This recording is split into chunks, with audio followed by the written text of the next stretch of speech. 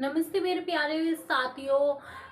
I hope सब लोग अच्छे होंगे, स्टडी अपनी अच्छे से कर रहे होंगे, अपने घर परिवार में सब स्वस्थ से होंगे, क्लास ज्वाइन कर रहे होंगे, क्लास को पढ़ रहे होंगे, नोट्स बना रहे होंगे। तो आज का हमारा टॉपिक है क्लासिफिकेशन ऑफ कंप्यूटर। आज हम पढ़ेंगे कंप्यूटर का वर्गीकरण।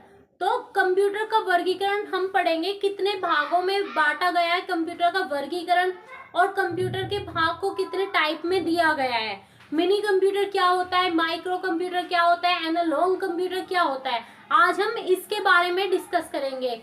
पढ़ने से पहले मैं अपना इंट्रोडक्शन दे देती हूँ। मेरा नाम है आरती करदम। हम पढ़ाते हैं ITI की trade computer operator and programming assistant, short में इसको बोलते हैं कोपा।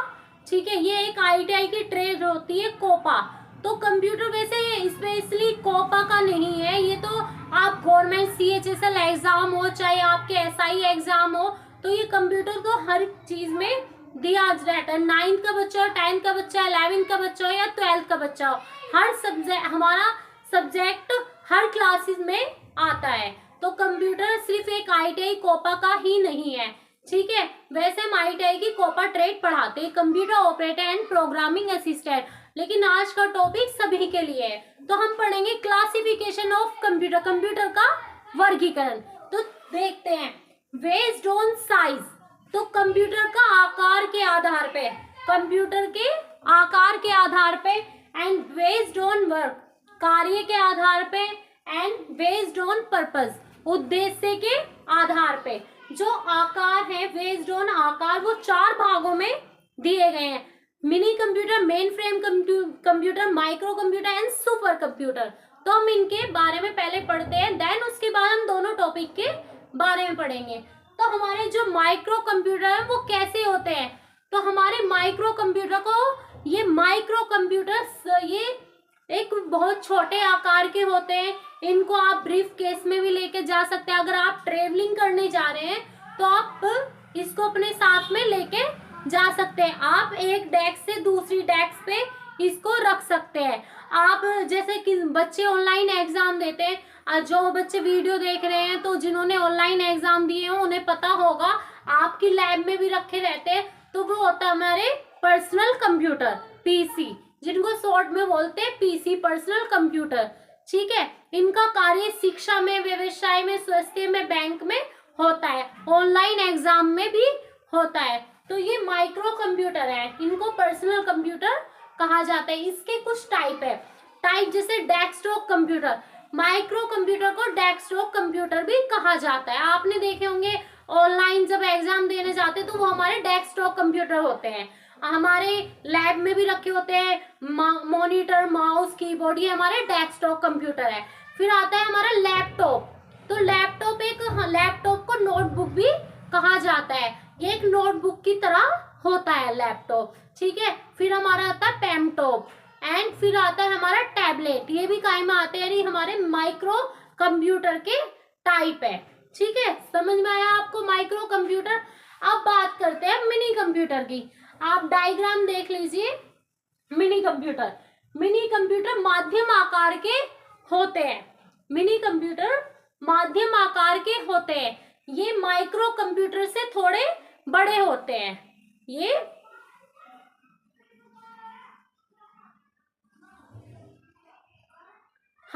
ये माध्यम आकार के होते हैं। ठीक है, ये मिनी कंप्यूटर माइक्रो कंप्यूटर से बड़े होते हैं, लेकिन अब के टाइम में ये बहुत महंगे मिलते हैं। अब के समय में ये बहुत महंगे मिलते हैं। इनकी जो कार्य क्षमता तुलना है वो माइक्रो कंप्यूटर से ज्यादा है। ठीक है, इनका जो कार्य होता है वो छोटी कंपनी की स्तरों में होता है। एंड अब बात करते हैं main frame computer. Main frame computer micro and mini computer के दोनों से अलग होता है, इनसे दोनों से बड़ा होता है।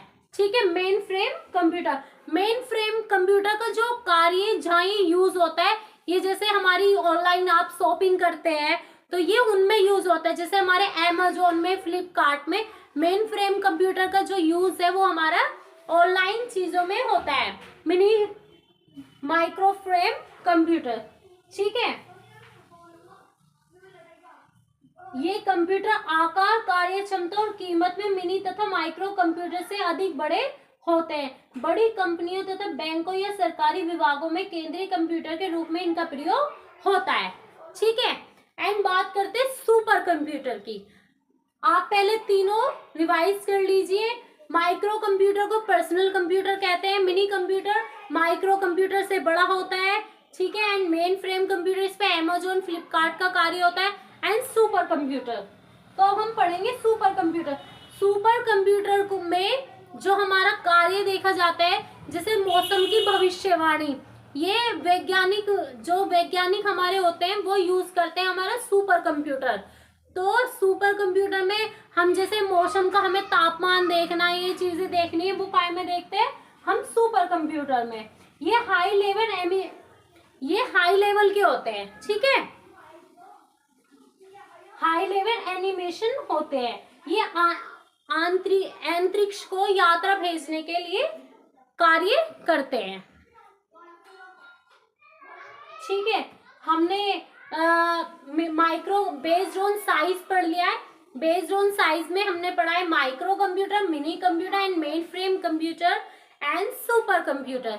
ठीक है, अब हम इतना जान लेते हैं कि माइक्रो कंप्यूटर एक पर्सनल कंप्यूटर होता है, ये आकार में छोटा होता है। मिनी कंप्यूटर ये महंगा होता है और इसका जो स्टोरेज है वो माइक्रो से ज्यादा होता है। एंड मेन फ्रेम कंप्यूटर को हम जान लेते हैं, मेन फ्रेम मिनी से बड़ा होता है। एंड सुपर कंप्यूटर में हम भविष्यवाणी देखते हैं, ये सबसे बड़ा तेज होता है, कार्य क्षमता जो इसकी होती है सबसे तेज होती है। ठीक है, अब हम पढ़ते हैं बेस्ड ऑन वर्क क्षेत्रों में अधिक किया जाता है। इसका जो कार्य है विज्ञान इंजीनियरिंग में किया जाता है एनालॉग कंप्यूटर का। ठीक है, अब पढ़ते हैं डिजिटल कंप्यूटर। आपको पता है आधुनिक युग में सबसे ज्यादा हमारा क्या चल रहा है, डिजिटल कंप्यूटर। तो हम जिन कंप्यूटर की बात करते हैं वे डिजिटल कंप्यूटर ही होते हैं। हम जिन कंप्यूटर की बात करते हैं वे डिजिटल कंप्यूटर ही होते हैं। डिजिटल कंप्यूटर बाइनरी लैंग्वेज समझता है। डिजिटल कंप्यूटर बाइनरी लैंग्वेज समझता है। बाइनरी लैंग्वेज होती है 0 1। ठीक है, ये सिस्टम की एक लैंग्वेज होती है बाइनरी। बाइनरी को मशीन भाषा भी कहते हैं। तो जैसे ह्यूमन बॉडी जो है, जैसे कुछ ये हिंदी इंग्लिश ये ऐसी लैंग्वेज समझती है, सिस्टम लैंग्वेज समझता है बाइनरी की। तो बाइनरी लैंग्वेज होती है हमारी 0 से 1। ठीक है, ये इस भाषा को समझता है बाइनरी लैंग्वेज। फिर इसका प्रोसेस करता है सीपीयू। ठीक है, सीपीयू प्रोसेसिंग करता है, फिर हमें वो आउटपुट के रूप में दिखाई देती है मॉनिटर में। तो डिजिटल हमारी कौन सी भाषा समझता है, डिजिटल हमारी बाइनरी भाषा समझता है। बाइक में नंबर होते हैं, वॉचिंग होते हैं, ये सब हमारे काम आते हैं डिजिटल कंप्यूटर में। एंड बात करते हैं हम हाइब्रिड कंप्यूटर। हाइब्रिड कंप्यूटर में क्या होता है, हाइब्रिड कंप्यूटर में आपने देखा होगा लैब में होते हैं, जैसे ईसीजी होते हैं, जैसे हार्ट की नसें चेक करनी होती, वो काय में करते हैं हम ईसीजी में। ठीक है, ईसीजी। अब बात करते हैं special purpose, based on purpose. यहां तक समझ में आया सभी को? अगर समझ में नहीं आया तो आप मुझे बता सकते हैं, हम दोबारा रिपीट कर सकते हैं। तो हमने पढ़े हैं अभी mini computer, micro computer and mainframe computer. अब हम पढ़ेंगे, आपको दिखाई दे रहे हैं special purpose and general purpose. तो आज हम इनके बारे में पढ़ेंगे। ठीक है, बेस्ड ऑन पर्पस, उद्देश्य के आधार पे। तो इसमें जो कार्य होता है स्पेशल में, इसमें पत्र लिखने का कार्य होता है, दस्तावेज लिखने का कार्य हो रहा है, समझते हैं ना पत्र। ठीक है, लेटर।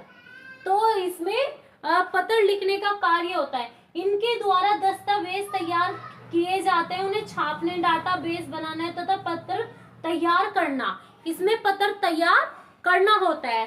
ठीक है,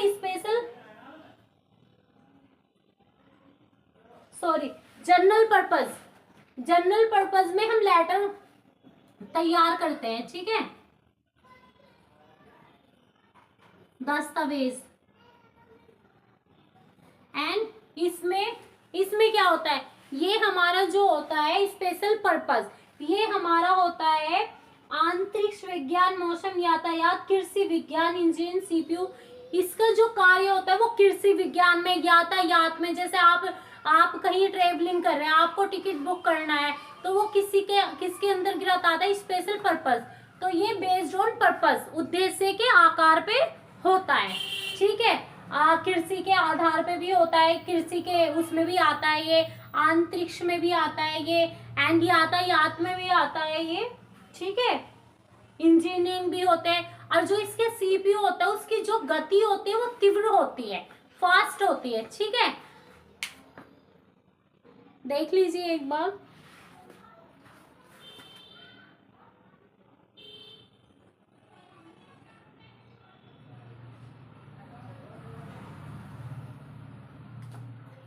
चलिए, तो आज का टॉपिक आपका यहीं पे कंप्लीट होता है। हमने पढ़ा था classification of computer, classification computer.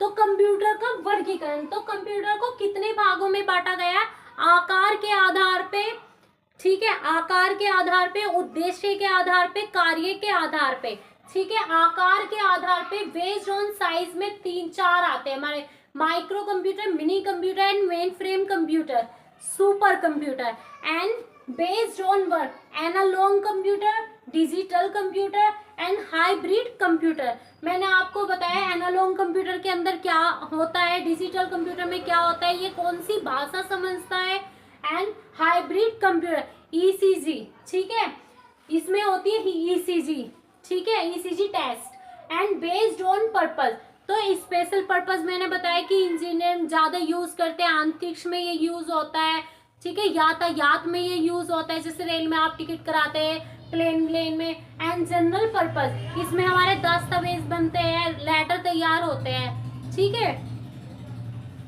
अगर किसी को स्क्रीनशॉट लेना है डायग्राम का तो वो ऐसे ले सकता है। क्लियर चमक रहा है? तो आज की क्लास यहीं पे समाप्त होती है मेरे प्यारे विद्यार्थी। में आई होप आप लोगों को क्लास समझ में आई होगी। आज का टॉपिक क्लासिफिकेशन ऑफ कंप्यूटर आपको समझ में आया होगा, उम्मीद करती हूँ, ठीक है। चलो मिलते हैं कल की क्लास में। कल का हमारा टॉपिक होगा जनरेशन ऑफ कंप्यूटर, तो हम कंप्यूटर की पीढ़ियां पढ़ेंगे।